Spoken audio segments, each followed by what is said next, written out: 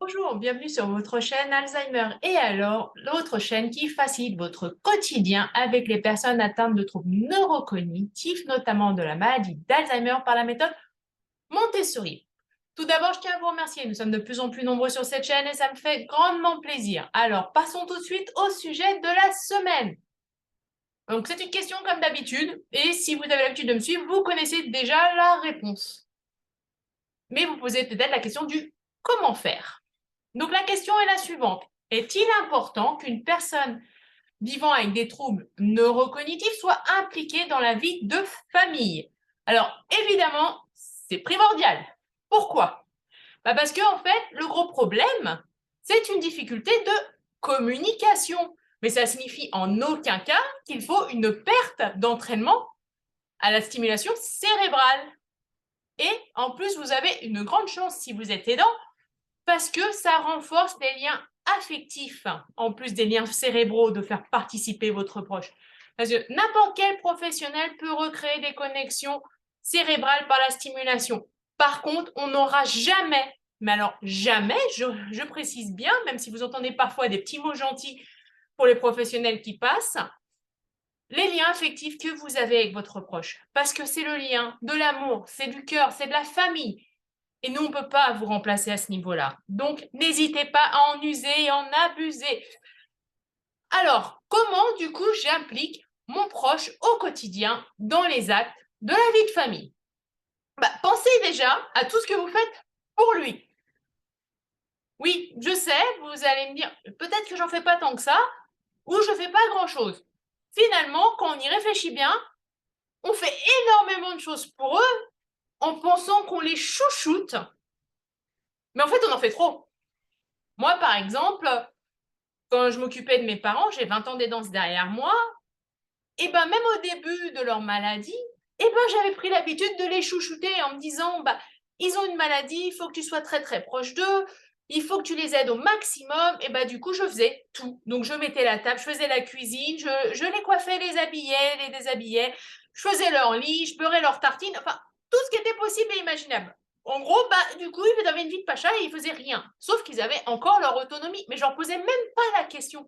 Pour moi, c'était de l'amour, de la dévotion, c'était fait. Je faisais ça naturellement et pour moi, c'était normal. Alors que non, il ne faut pas faire ça comme ça. Votre proche, qui veut, c'est que vous l'aidiez dans son quotidien pour qu'il soit le moins affecté possible. Je m'explique. D'ailleurs, si vous demandez à une personne qui a la maladie d'Alzheimer ou une maladie apparentée à un stade relativement léger, elle ne vous dira pas « j'ai la maladie d'Alzheimer ». Ils disent presque jamais ça, en fait. Ils disent plutôt « je vis avec la maladie d'Alzheimer ou une maladie apparentée ». Et là, si vous y réfléchissez, c'est totalement différent finalement. Parce que ce n'est pas la maladie qui me définit, c'est je suis toujours moi, malgré cette maladie. Et ce que veut votre proche, c'est ça, c'est qu'il reste lui, qu'il reste autonome le plus possible et que vous combliez les petites difficultés qu'il a au quotidien. Donc, comment on fait pour l'impliquer? Tout d'abord, il va falloir apprendre à communiquer. Alors, ça va être plutôt des phrases simples et courtes, parce qu'avec le stade avançant, plus vous allez faire des phrases longues, plus il va y avoir une perte d'information, parce que le temps que la phrase arrive jusqu'au cerveau, qu'elle soit analysée, comprise et qu'on formule la réponse, il y a de plus en plus de temps qui passe. Et ça peut être de plus en plus compliqué. Donc, faites plutôt des phrases courtes. Si vous avez des questions, faites plutôt des questions fermées. Donc, choix A, choix B. Voilà. Et si votre proche n'est pas capable de choisir, vous lui dites, si on essayait le choix A, pour voir ce que ça donne, et puis vous lui demandez s'il est content ou pas, et puis vous adaptez. Au niveau des actes de la vie quotidienne, pensez à tout ce que vous faites. Par exemple, votre proche prend des tartines beurrées au petit déjeuner, avec de la confiture. Dans toutes ces étapes, entre le moment où vous préparez le petit déjeuner et le moment où votre proche croque avec gourmandise dans cette tartine, est-ce qu'il n'y a pas quelque chose que votre proche peut faire à votre place? Par exemple, ça peut être sortir le beurre ou la confiture, mettre la table du petit déjeuner, beurrer son pain ou sa confiture, toaster le pain. Bref, dites-vous que si dans ses capacités préservées, il peut faire une de ces étapes, bah, laissez-le faire. Ça lui donne de l'autonomie en plus, il se sent valorisé et utile, et vous, ça vous donne du temps pour vous. Alors certes, vous allez me dire, bah oui, mais bon, si, je sais pas, s'il beurre la tartine, ça va lui prendre 15 secondes et demie. Eh bien oui, mais c'est 15 secondes et demie. Si à chaque petite activité, vous gagnez 15 secondes et demie, bah vous gagnez plusieurs minutes en fin de journée. Et plus vous allez rendre d'autonomie à votre proche, et ben plus ces minutes peuvent se cumuler et ça peut devenir des heures. Alors oui, vous allez me dire, ouais, des heures, il ne faut peut-être pas exagérer. Mais si, moi je l'ai fait. Donc moi je l'ai fait avec mes proches et mes parents. Et oui, à la fin, je gagnais des heures complètes, rien que pour moi. Et eux, ils étaient contents parce que bah, c'est pas moi qui les coiffais, c'est pas moi qui faisais leur lit.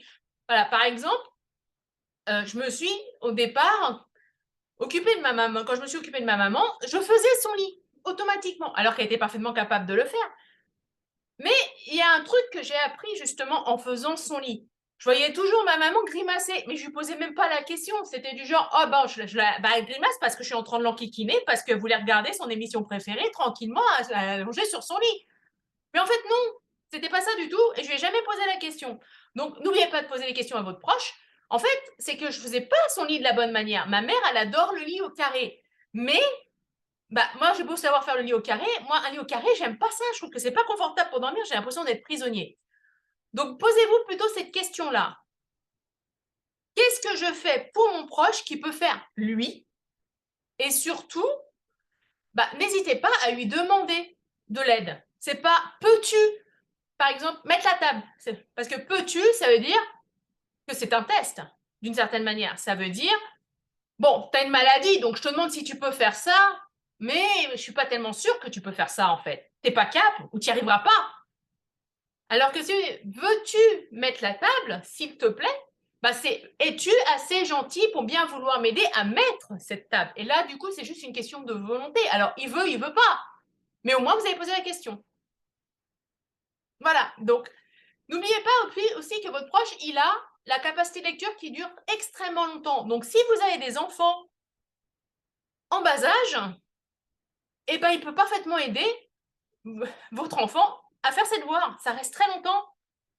Donc, n'hésitez pas à en profiter. Donc, pensez à lister en fait tout ce que vous faites dans la journée pour votre proche et regardez ses capacités préservées. Tout ce qu'il peut faire, notamment tout seul, eh ben, faites en sorte au quotidien de le rajouter pour qu'il puisse récupérer son autonomie. Alors, allez-y doucement, hein, mettez pas tout en même temps non plus, votre proche ne comprendrait pas et il se fatiguerait très vite, excusez-moi. Donc, n'hésitez pas à liker, disliker, partager, commenter cette vidéo et on se voit la semaine prochaine.